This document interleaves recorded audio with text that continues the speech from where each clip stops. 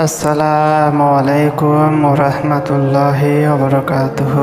আশা করি সবাই মহান রব্বুল আলামিনের অশেষ মেহেরবানিতে ভালো আছেন। ইনশাআল্লাহ আপনাদের দোয়ায় আমি অনেক ভালো আছি।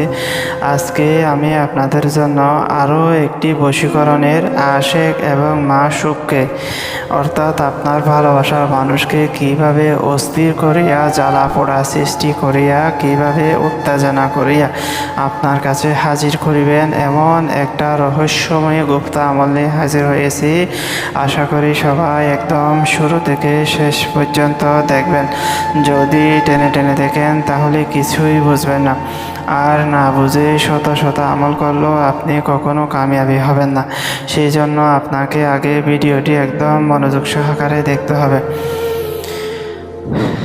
এই আমলটির মাধ্যমে আপনি আপনার ভালোবাসার মানুষকে, আপনার স্বামীকে, আপনার স্ত্রীকে ইনশাআল্লাহ একদম আপনার কথায় উঠবে এবং বসবে এরকম বশীকরণ করতে পারবেন ইনশাআল্লাহ। তবে আপনাকে অবশ্যই আমার থেকে অনুমতি নিতে হবে।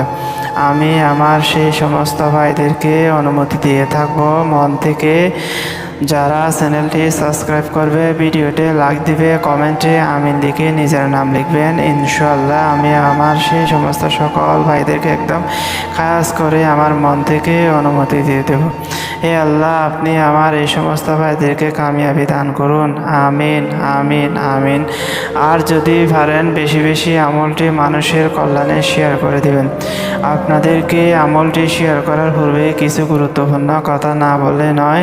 বর্তমান সময়ে ফেসবুক এবং ইউটিউবের মধ্যে আপনারা লক্ষ্য করবেন হাজার হাজার ভণ্ড কবিরাজ চ্যানেল খুলে, পেজ খুলে মানুষকে ধোঁকা দেওয়ার জন্য বসে আছে। তারা মানুষের সুযোগ নিয়ে মানুষের কাছ থেকে লক্ষ লক্ষ টাকা হাতিয়ে নিচ্ছে। আল্লাহর ওয়াস্তে আপনাদেরকে একটা কথা বলি, এই সমস্ত ভণ্ড কবিরাজ তান্ত্রিকের কাছে না গিয়ে নিজের কাজ নিজেরা করুন। আল্লাহ অবশ্যই আপনার সময়কে বাঁচিয়ে দেবে, আপনার কাজের মধ্যে বরকত দান করবে এবং এতে আপনার টাকাও বাঁচবে ইনশাআল্লাহ।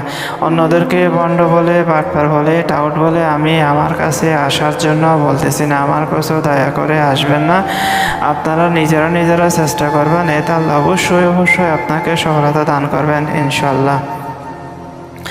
তো আজকের আমলটি আপনাকে কি করতে হবে, এটা সুন্দরভাবে আমি যেভাবে লিখেছি সেইভাবে আপনারা কি করবেন, এক টুকরা সাদা সর্বপ্রথম সবচেয়ে বেশি ভালো হয় যদি আপনি আপনার ভালোবাসার মানুষটির কাপড়ের উপর, তার ব্যবহৃত কাপড়ের উপর যদি এই জিনিসটি যদি লিখতে পারেন তাহলে সবচেয়ে বেশি ভালো হয়। জাফরানের কালি দিয়ে, অথবা যদি না পারেন তাহলে লাল কালির কলম দিয়ে, এরকম লাল কালির কলম দিয়ে লিখলে হয়ে যাবে ইনশাআল্লাহ। সবগুলা ঘর লাল কালির কলম দিয়ে লিখবেন, আমি যেভাবে লিখেছি হুবহু সেইভাবে।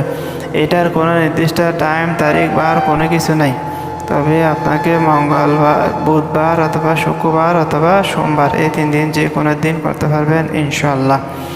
আমল আমি যেভাবে লিখেছি হুবহু সেভাবে নিচে অবশ্যই আপনার এই নকশার নিচে আপনার ভালোবাসার মানুষটির নাম দিবেন।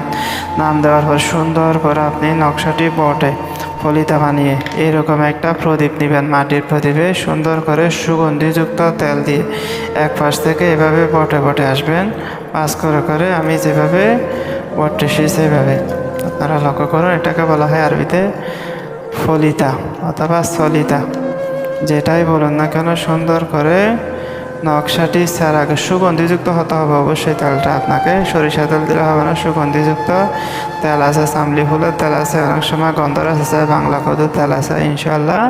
সলিতা বানিয়ে এভাবে সুন্দর করে প্রদীপ বের করে আপনি রাতে সবাই যখন ঘুমিয়ে যাবে, নীরব নিস্তব্ধ হয়ে যাবে, এভাবে একটা প্রদীপের মধ্যে আপনি এই নকশাটি তার কথা স্মরণ করে তার চোখ বন্ধ করে তাকে সামনে হাজির করে জ্বালিয়ে দেবেন ইনশাআল্লাহ।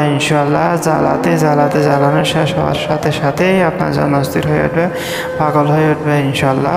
তো সবাই ভালো থাকবেন, আমার জন্য দোয়া করবেন যাতে আপনাদের জন্য সামনে আরও আমল, তন্ত্র, মন্ত্র, গুপ্ত, রহস্যময়ী বিদ্যাগুলি নিয়ে হাজির হতে পারি।